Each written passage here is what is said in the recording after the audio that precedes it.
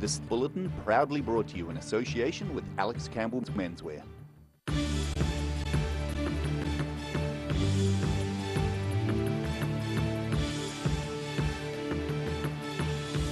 Tonight on The South Today, we join National Party leader Simon Bridges on a tour of the South, meeting people in Central Otago and Dunedin before heading south tomorrow. Bluff oyster boats brave rough seas ahead of Southland's biggest event of the year, the Bluff Oyster and Food Festival. And Dunedin's Tech Week purrs along with talk about electric vehicles and the future of alternative fuelled cars.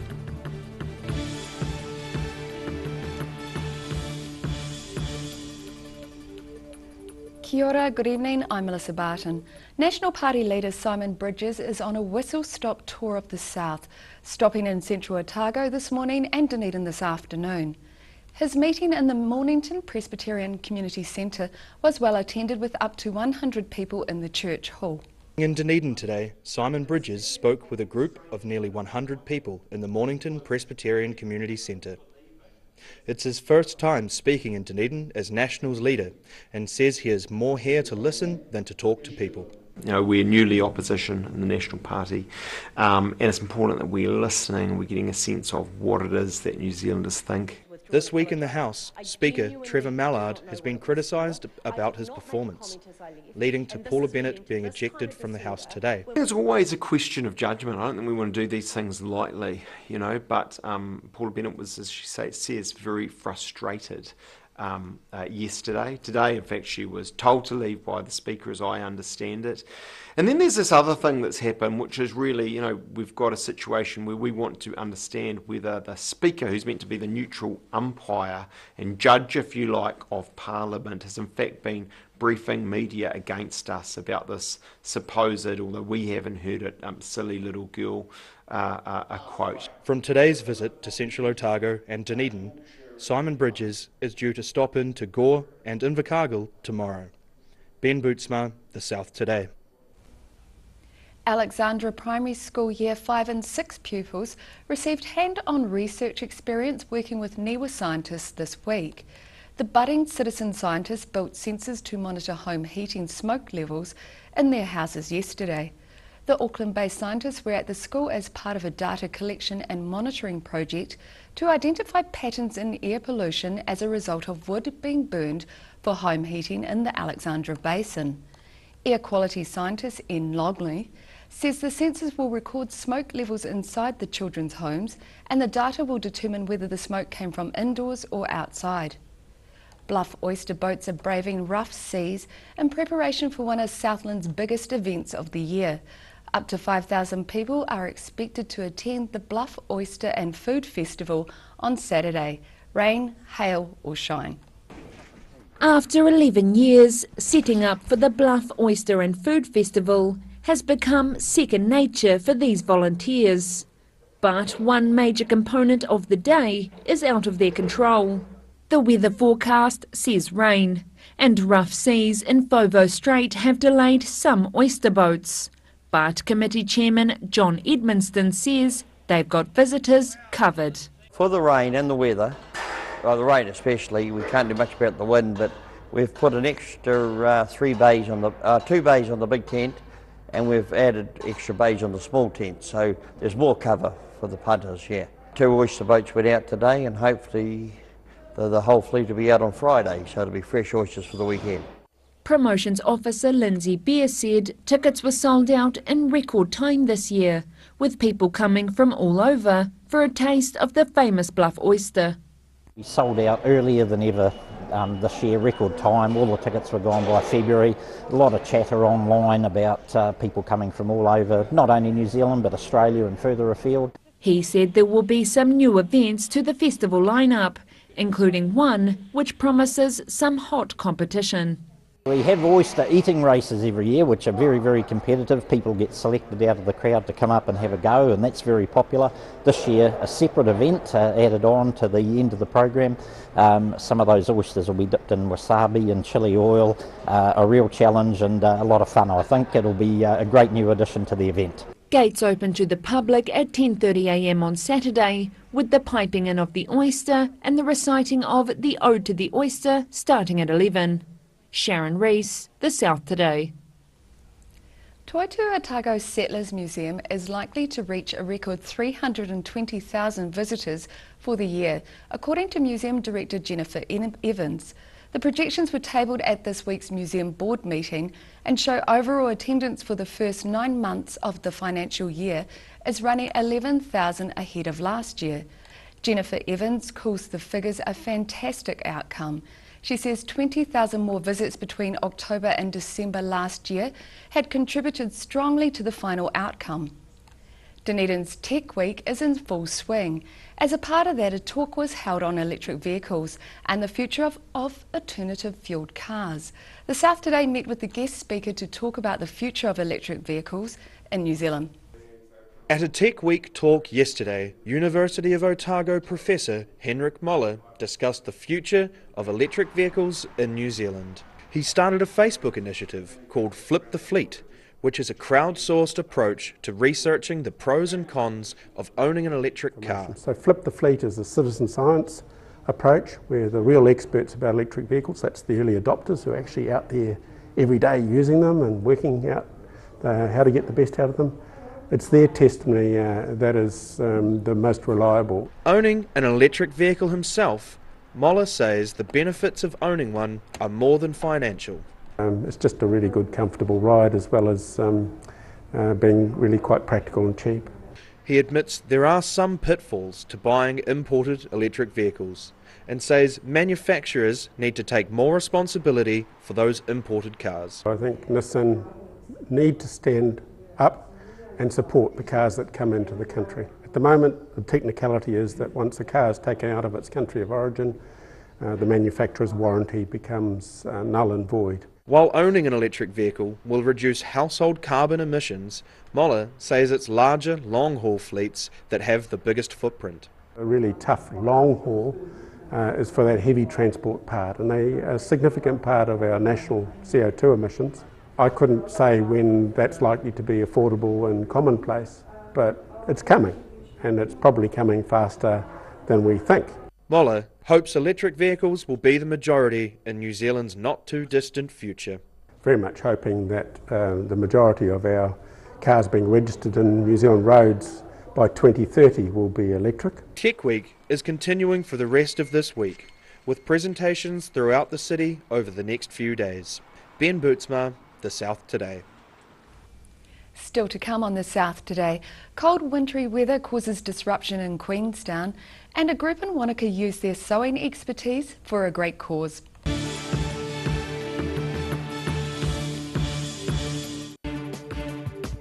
For all your news from the southern regions as it happens, go to our Facebook page.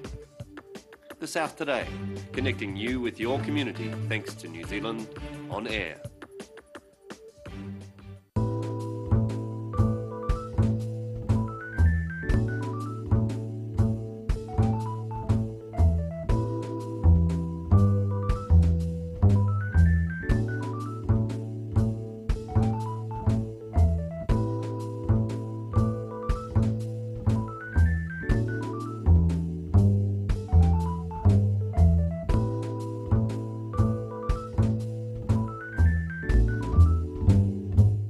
You're at risk of developing melanoma skin cancer.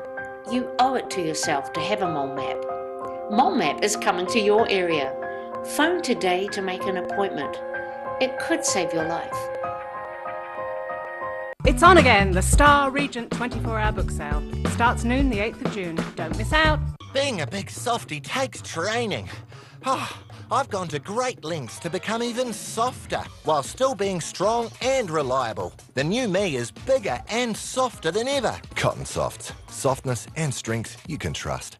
Hi, Lindsay here from Alex Campbell Menswear. We've got a deal for you. We've bought a huge bulk order from Lee Stretch Moleskin. So comfortable, nice stretchy fabric, and they're in 6 colours. And the deal, $20 off a pair, or if you buy 2 pair or more, $25 off a pair. Every reason, every season, we're proud to dress the region. Alex Campbell Menswear, it fits. So that's Alex Campbell Menswear, South Dunedin, Cromwell and Mosgiel. The Stay warm this winter with Alistair McCann's Wooden Coal door-to-door delivery. You don't have to lift a finger. Call Alistair to order today on 454-3592. Garrador Dunedin, delivering quality stylish garage doors in Dunedin for over 15 years. New doors, replacement doors, repairs and maintenance are all part of Garrador's quality service. Garrador Dunedin offers a full range of modern quality doors to suit any home. Come visit the team at 553 Kaikoura Valley Road. Visit www.garrador.co.nz or call us on 488 5676. At the Hard to Find Bookshop, we sell quality books on all subjects from the rare to the recent, and where viable, we will come to you. We have a great reputation for integrity and honesty, so if you're downsizing or sorting an estate and have books to sell, contact us. Too late to sow seeds? Don't despair, the solution is at hand. Call Ready Lawn today for your year-round lawn needs. Call now on 03 486 1819.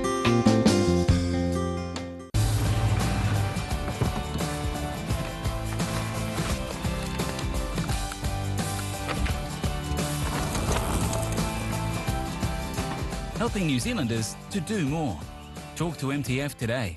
Step into Shop on Carrot and discover a shop full of treasures. We have a fantastic range of vintage and retro clothes, upmarket clothing labels, collectible items, beautiful jewellery, quality linen and the best range of vintage haberdashery.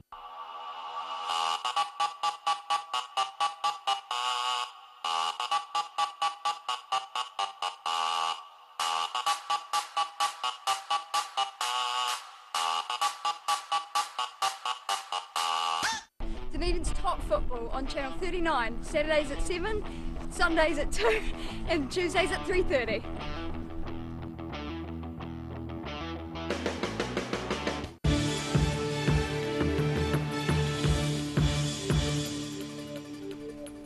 Welcome back. Roads closed, flights cancelled, buses disrupted and schools delayed. That was the situation in Queenstown today after the resort grappled with snow and bitterly cold temperatures. Mina Amso reports. It's been a white, wet and slushy start to the day for Queenstown. A bitterly cold snap hitting the district hard. Temperatures plummeted well into the negatives last night, bringing snow and sleet. The Queenstown Lakes District Council said snow fell to low levels across the district, forcing the Crown Range Road to close. Snow also fell in Arrowtown, Dalefield, Fernhill, Frankton, Arthurs Point and Queenstown Hill, causing traffic delays and dangerous driving conditions.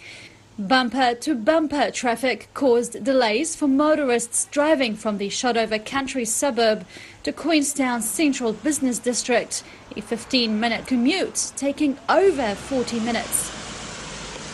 2 flights were cancelled and 6 flights delayed at Queenstown Airport earlier this morning, while buses ran behind schedule. Some were late up to 80 minutes due to the weather. And Savvy, the app-based on-demand transport provider, suspended services this morning due to the snow, but returned to normal around midday, with restrictions in some areas.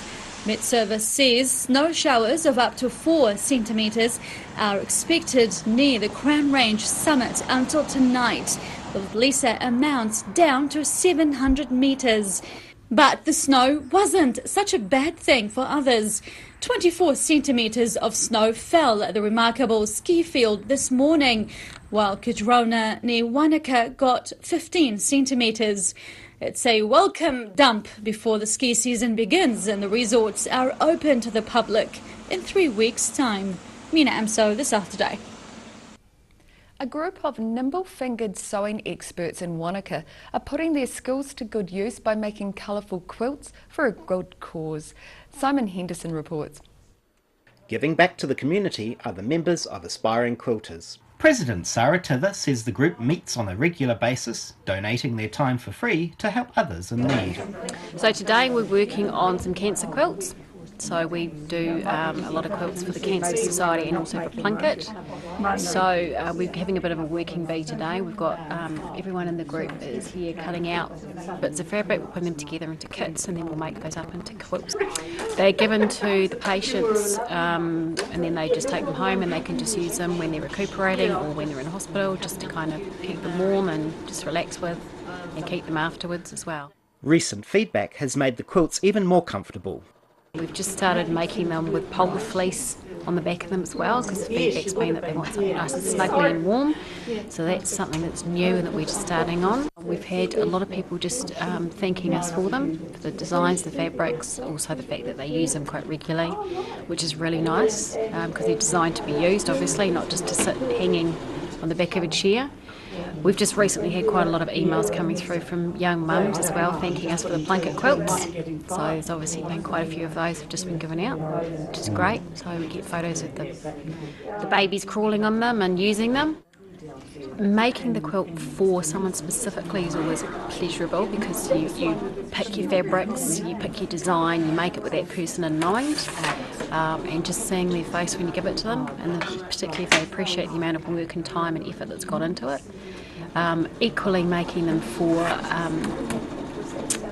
the Cancer Foundation and also for the Plunket is just as rewarding, because you know that they're going to be used well and they're going to be appreciated, and the feedback we get is exactly that. With the success of their work, aspiring quilters are currently looking for new members. Simon Henderson for The South Today. After the break on The South Today, an artist's work is done and dusted as we take a look at the gigantic finished murals on Waimati's twin grain silos, and we find out what's in store for tomorrow's weather. Step into Shop on Carol and discover a shop full of treasures. We have a fantastic range of vintage and retro clothes, upmarket clothing labels, collectible items, beautiful jewellery, quality linen, and the best range of vintage haberdashery. At the Hard to Find Bookshop, we sell quality books on all subjects from the rare to the recent, and where viable, we will come to you. We have a great reputation for integrity and honesty, so if you're downsizing or sorting an estate and have books to sell, contact us. Stay warm this winter with Alistair McCann's Wood and Coal door-to-door delivery. You don't have to lift a finger. Call Alistair to order today on 454 3592. Helping New Zealanders to do more. Talk to MTF today. Hi, Lindsay here from Alex Campbell Menswear. We've got a deal for you. We've bought a huge bulk order from Lee Stretch Moleskin. So comfortable, nice stretchy fabric, and they're in 6 colours. And the deal, $20 off a pair, or if you buy 2 pair or more, $25 off a pair. Every reason, every season, we're proud to dress the region. Alex Campbell Menswear, it fits. So that's Alex Campbell Menswear, South Dunedin, Cromwell and Mosgiel.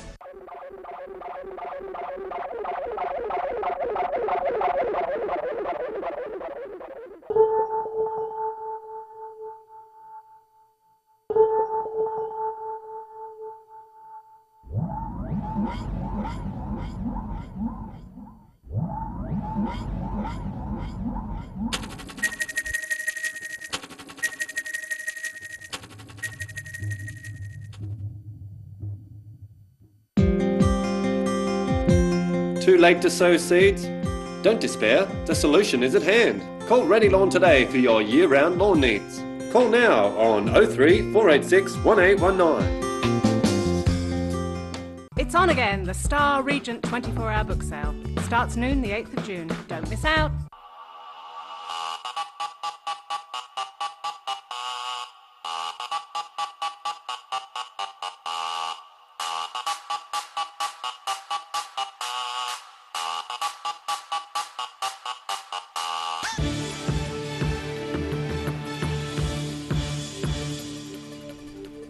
Thanks for staying with us. Dunedin Band The Chills are the subject of a new exhibition at the Otago Museum, which opens next month.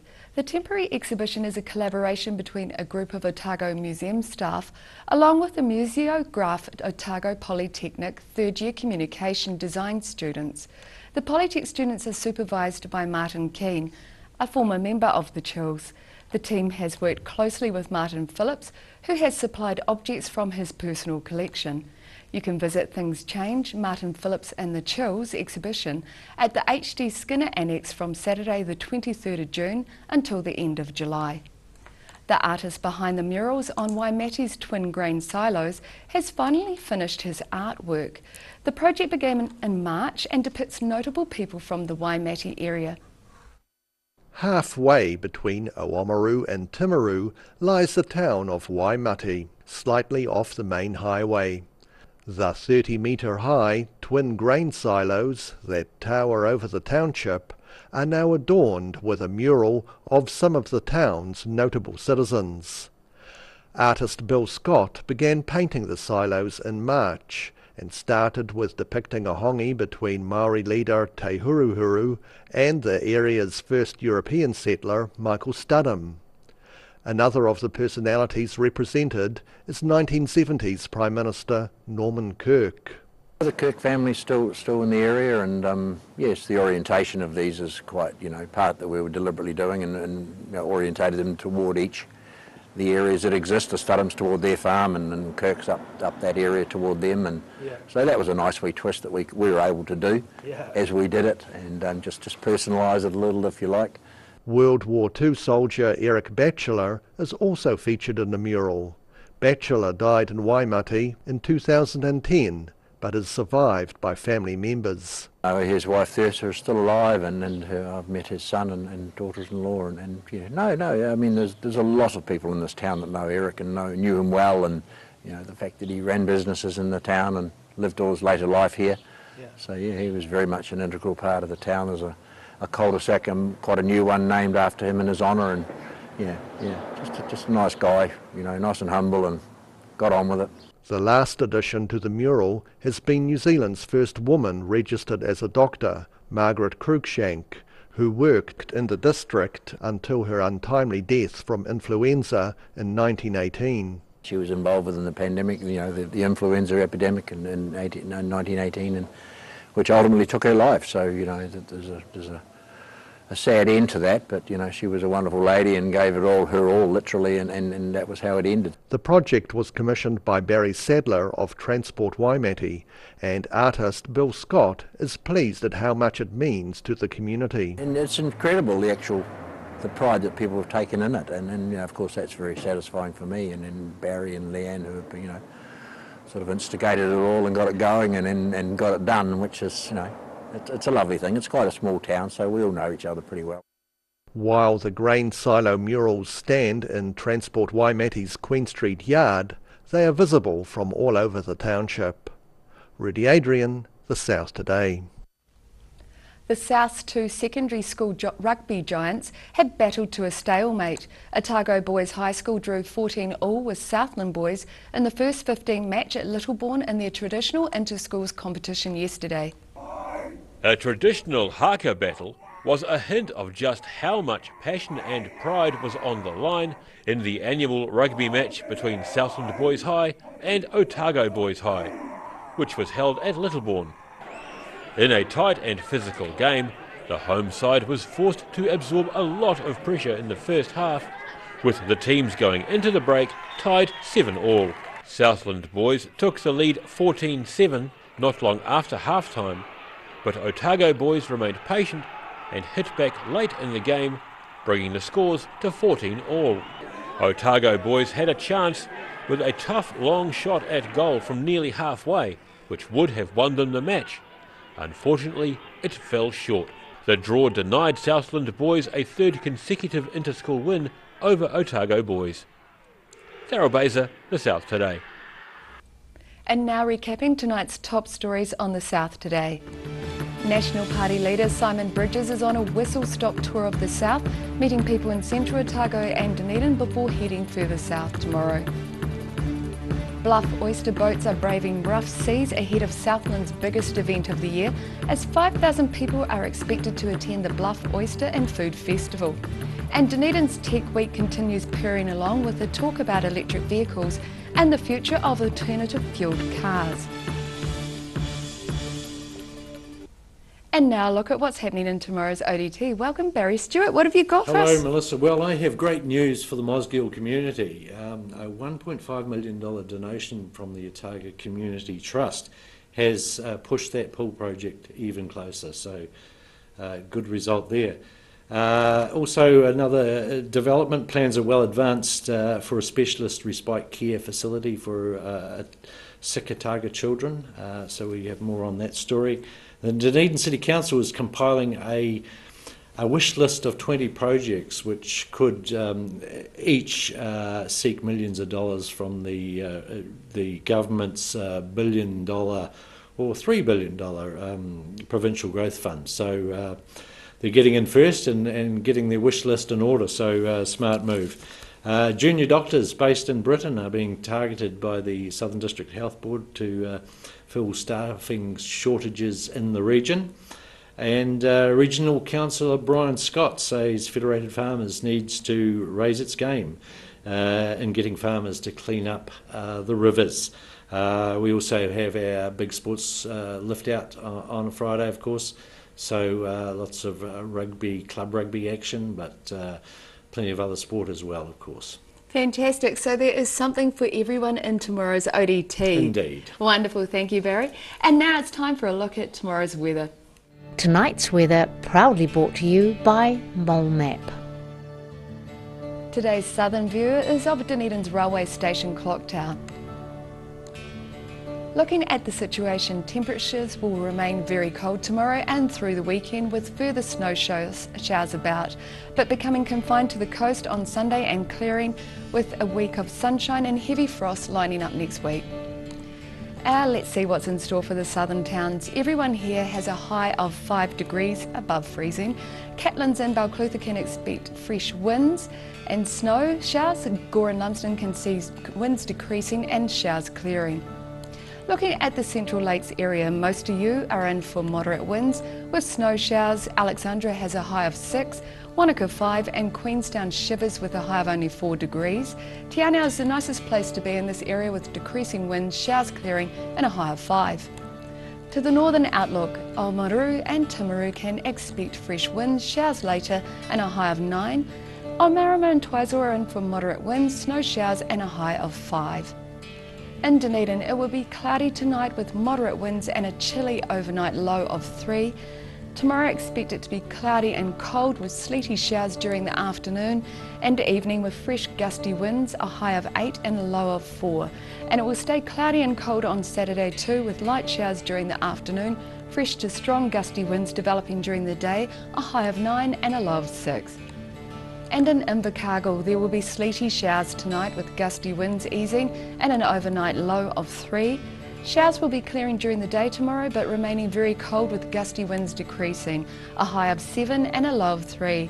We have cloud increasing and more snowy showers developing on Saturday with strong, very cold winds, a high of 8 and a low of 3. That's our news for this Thursday. For the latest news from the southern region, you can follow us on Facebook, YouTube and at channel39.co.nz. I hope you have a great evening. Take care. Ka kite anō.